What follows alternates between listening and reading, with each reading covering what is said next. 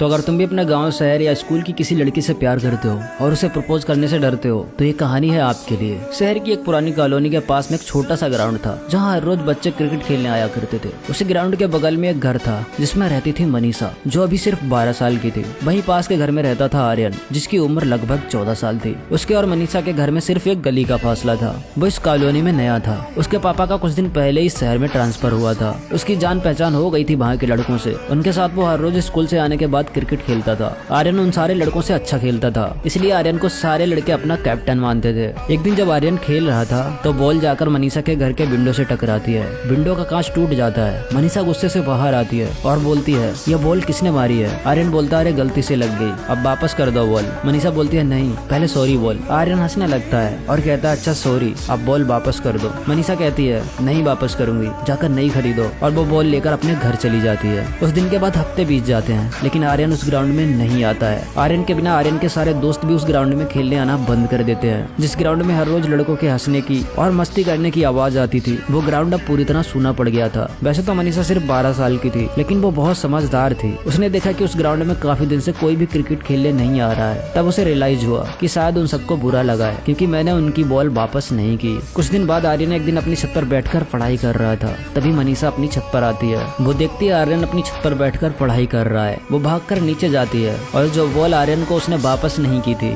उस बॉल को उठाकर जल्दी से ऊपर आती है और उस बॉल के ऊपर मारकर पेन से बड़ा सा सॉरी लिखती है और फिर आर्यन की छत पर उसे फेंक देती है। बॉल आर्यन के पास जाकर गिरती है। आर्यन बॉल उठाता है तो देखता है उस पर बड़ा सा सॉरी लिखा है। फिर वो पीछे मुड़कर देखता है तो उसे दिखाई देता है मनीषा अपने दोनों कान पकड़कर उठक बैठक कर रही थी और धीरे धीरे बोल रही थी, सॉरी, मुझे माफ कर दो। आर्यन को मनीषा की याद बहुत पसंद आती है। आर्यन मनीषा को देखकर हंसने लगता है तो मनीषा शर्माकर नीचे भाग जाती है और फिर यहीं से स्टार्ट होती है मनीषा और आर्यन की कहानी।